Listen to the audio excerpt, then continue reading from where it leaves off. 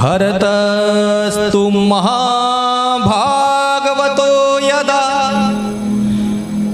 भगवता वनितल परिपालनाय संचिन्तितस्तदनुशासन परम् पंचजनीं विश्वरूप दुहितरमुपयेमि।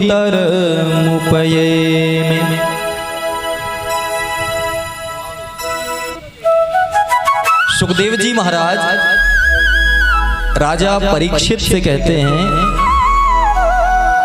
कि जब ऋषभ देव ने अपने ज्येष्ठ पुत्र भरत को राज्य सौंपा और स्वयं विरक्त होकर के वन को चले गए, तब भरत ने पूरी श्रद्धा एवं धर्म के साथ संपूर्ण पृथ्वी पर राज्य किया।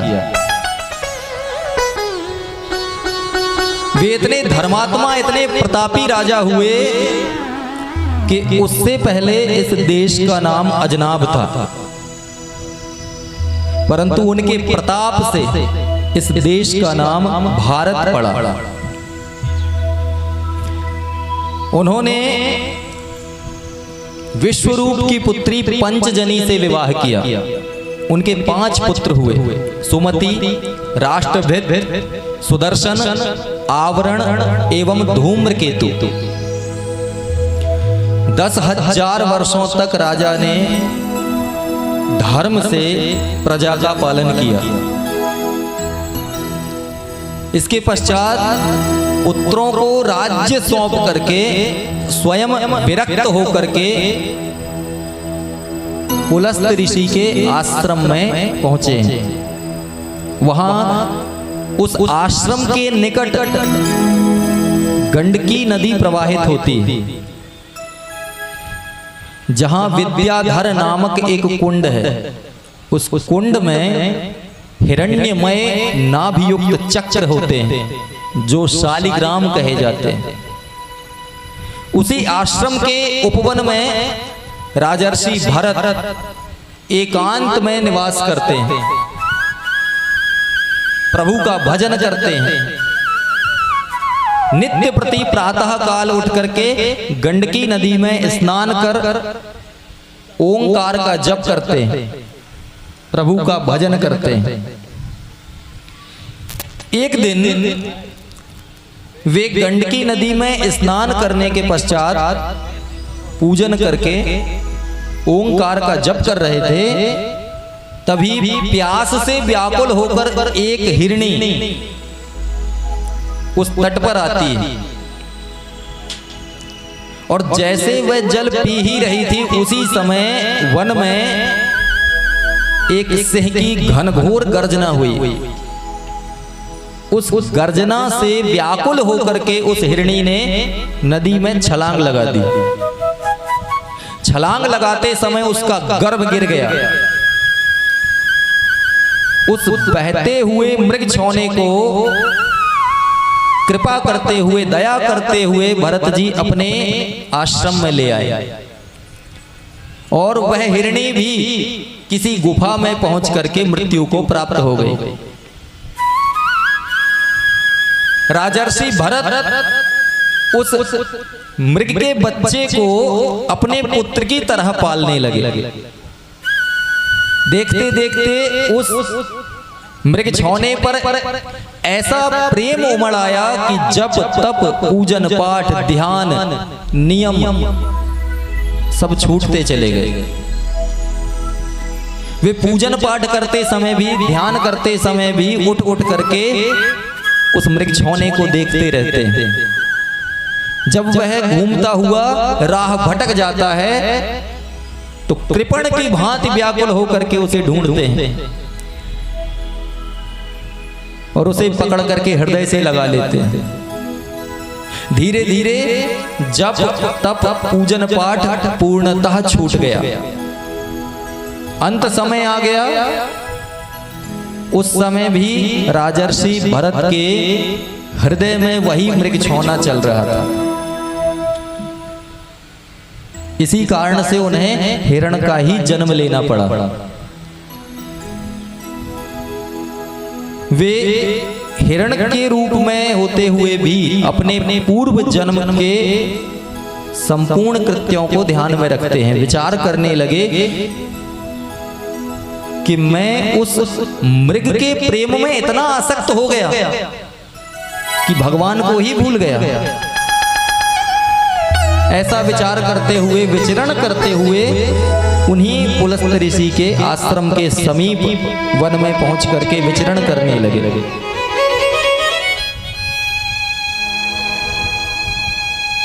जब अंत समय आया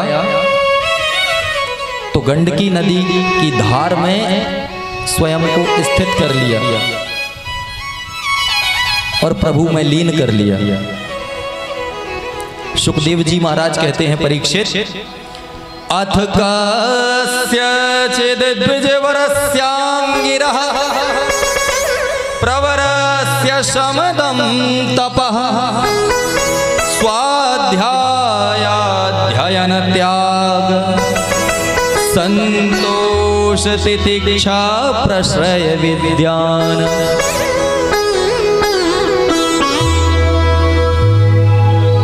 अंगिरा के वंश में एक परम प्रतापी विद्वान ब्राह्मण हुए। उनकी 2 पत्नियां थी। पहली पत्नी से उनके ही तरह धर्मनिष्ठ विद्वान प्रकांड पंडित 9 पुत्र हुए और दूसरी पत्नी से 1 पुत्र एवं 1 पुत्री है। तो दूसरी पत्नी का जो पुत्र है वह कोई और नहीं, राजर्षि भरत ही प्रकट हुए। बचपन से ही सांसारिक मोह माया से दूर रहते हैं। भगवान की भक्ति करना चाहते हैं, भजन में ही लीन रहना चाहते हैं।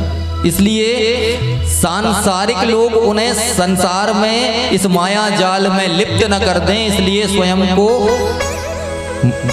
अंधा, बहरा, उन्मत्त बना करके फिरते हैं।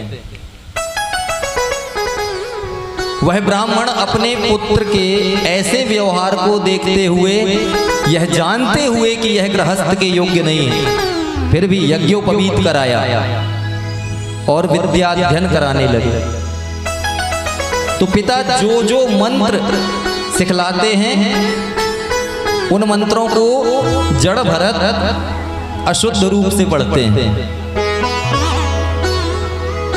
पिता ने बहुत समझाया, परंतु वे उन मंत्रों को जान करके अशुद्ध पढ़ते हैं। पिता ने फिर भी अध्ययन चालू रखा, परंतु जब पिता का अंत समय आ गया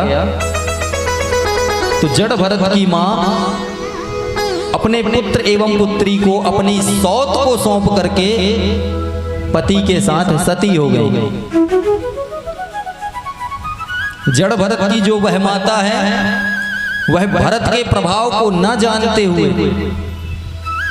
उनके अध्ययन को रोक दिया। उनके भाई ही उनसे कार्य लेने लगे, खेती बाड़ी का कार्य कराने लगे। उन्हें हे बधिर, हे अंध, हे उन्मत्त, हे मूर्ख कहकर संबोधित करते हैं। उनसे घर के एवं खेती बाड़ी के कार्य कराते हैं। इसके बदले में उन्हें सड़ा गला हुआ बचा कुचा अन्न दे देते हैं। जड़ भरत उसी में अपना संतोष कर लेते हैं। हे परीक्षित, एक दिन एक विस्मयप्रद घटना घटित हुई। अथ कदाचित् कश्चिद् वृषलपतिर् भद्रकाल्यै पुरुष पशुमालभ तापत्यकामः।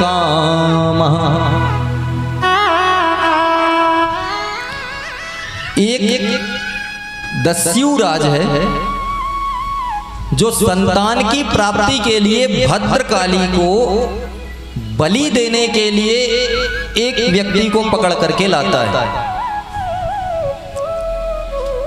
और जिस व्यक्ति को उसने बलि के लिए पकड़ा वह संयोगवश छूट करके भाग गया। तभी उसके सैनिकों की दृष्टि पड़ी कि खेत में एक व्यक्ति कार्य कर रहा है। तो जड़ भरत को कार्य करते हुए देखकर उन्हीं को बलि के उपयुक्त समझा और पकड़ करके ले गए। स्नान कराया, निर्मल वस्त्र धारण कराए, आभूषणों से सुसज्जित किया। देवी का पूजन करने के पश्चात जैसे ही बलि देने के लिए तीक्ष्ण तलवार निकाली तो भरत के प्रभाव को देखते हुए भद्रकाली क्रोध में भर आई और क्रोध में आते ही देवी प्रत्यक्ष रूप में सामने आ गई। तलवार को छीन लिया, अनेकों दस्युओं का शीश काट डाला, रक्तपान करने लगी। उस घटना को देख करके भी जड़ भरत के मन में एक भी न संदेह हुआ, न कोई हर्ष हुआ, न कोई शोक हुआ। क्यों? क्योंकि वो देह को आत्मा मानते ही नहीं हैं। हे परीक्षित, कुछ समय के पश्चात एक दिन एक घटना और घटित होती है। सिंधु और सौवीर राजा रहुगण समय समय पर कपिल मुनि के आश्रम में उनका दर्शन करने के लिए जाया करते थे और मार्ग में इक्षुमती नामक नदी पर पहुंच करके उनका सेनापति लोगों से पालकी उठवाने का कार्य लिया करता था। तो एक बार जब वे कपिल मुनि के दर्शन करने के लिए निकले तो इक्षुमती नदी के समीप ही जड़ भरत खेतों में कार्य कर रहे थे।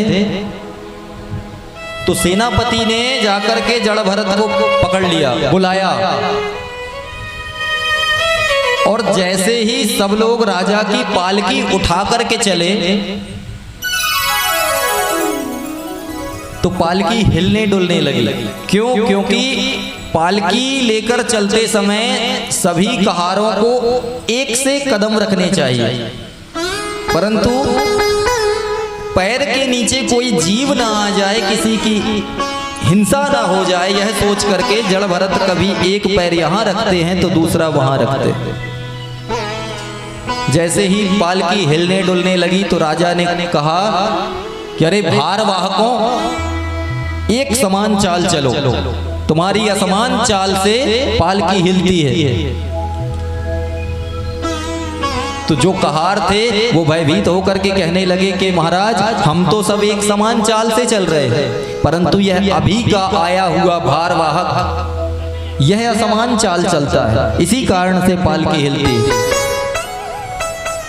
तो राजा रहुगुण पालकी में बैठे बैठे कहने लगे कि अरे भारवाहक, तुम अकेले ही बहुत दूर से पालकी लेकर के चले आ रहे हो, थक गए होगे, अकेले जो पालकी उठा रखी है, तुम्हारा शरीर भी हष्ट पुष्ट नहीं है ना, तुम वृद्ध जो हो चुके हो। इस प्रकार जब व्यंग भरी वाणी कही तो जड़ भरत ने अकेले ही पालकी उठा ली और चलने लगे। परंतु राह में चलते समय तरीका वही है कि एक पैर यहां रख रहे हैं, दूसरा वहां रख रहे हैं। क्यों? क्योंकि कोई जीव नीचे ना आ जाए। तो जब पुनः पालकी हिली तो रहुगण क्रोध में आकर कहने लगे कि अरे मूर्ख, तू मेरी आज्ञा की अवहेलना करता है, तू जीवित होते हुए भी मृत के समान है, तुझे अभी सीधा करने का प्रयास करता हूं।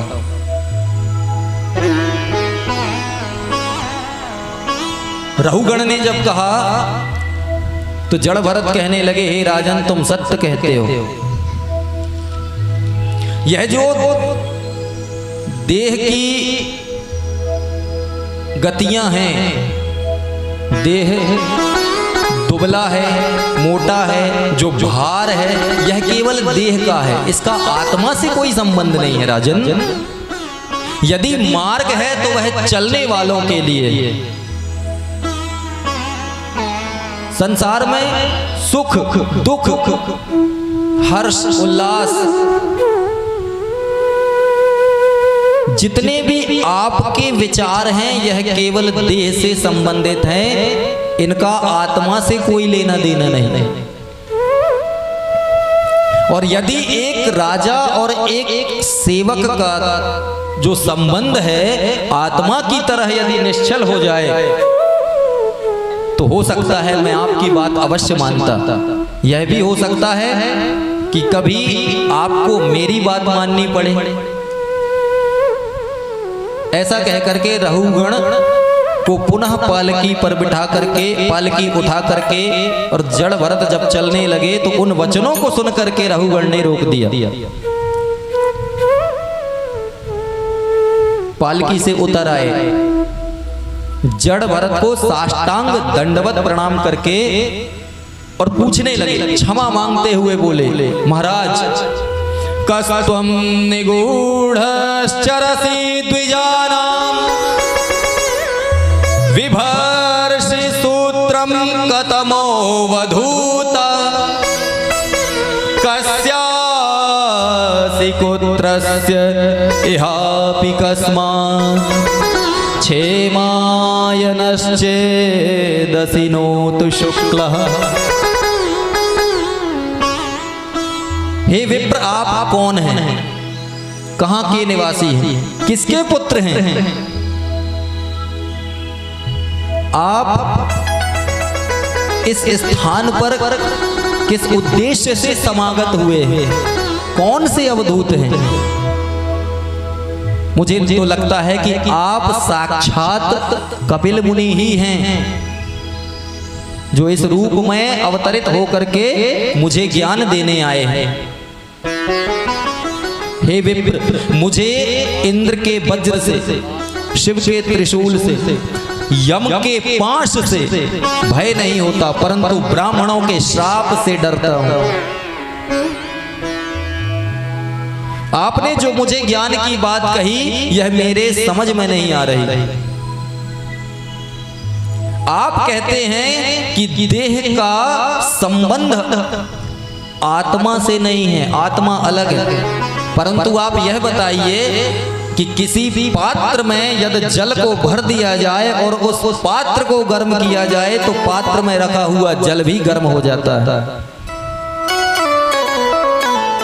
तो जितने भी इंद्रियों के विकार हैं, आत्मा इसी देह के भीतर प्रविष्ट है। इसलिए उन विकारों का, देह के उन संबंधों का सीधा संबंध आत्मा से भी होना चाहिए।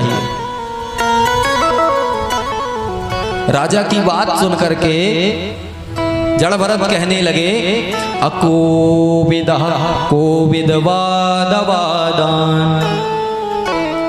वदस्यथो नातिविदां वरिष्ठम् न सूरयो हि व्यवहारनेयम् तत्त्वावमर्षेण सह मनन्ति।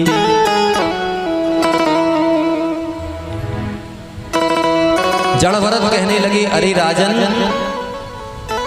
तुम हो तो मूर्ख, इसमें कोई संदेह नहीं है, पर अज्ञानी होकर भी ज्ञानियों की भांति बात करते हो। मन के जितने विकार हैं यह केवल और केवल देह से संबंधित है। व्यक्ति को सुख दुख, हर्ष उल्लास, यश अपयश, जय पराजय, जो कुछ भी प्राप्त होता है उसके अनुसार व्यक्ति के भाव होते हैं, और यह समस्त भावों का केवल आत्मा साक्षी मात्र है। आत्मा केवल देखती है, परंतु इन विकारों का संबंध आत्मा से नहीं है। आत्मा का संबंध पारलौकिक है। और सांसारिक जितने भी संबंध हैं यह देह के हैं, क्योंकि देह का संबंध संसार से है, आत्मा का संबंध परमात्मा से है, अन्य किसी से नहीं है। इस प्रकार के वचनों को सुन करके रहुगण हाथ जोड़ करके खड़े हो गए। महाराज आपके वचन मुझे अमृत की भांति लगे। जिस प्रकार एक रोगी व्यक्ति के लिए औषधि ही अमृत है, किसी प्यासे व्यक्ति के लिए शीतल जल ही अमृत है, इसी प्रकार मुझ जैसे देह अभिमानी के लिए आपके गूढ़ वचन ही अमृत की भांति। इसलिए आपने बहुत मेरे ऊपर उपकार किया है, आज मैं धन्य हो गया।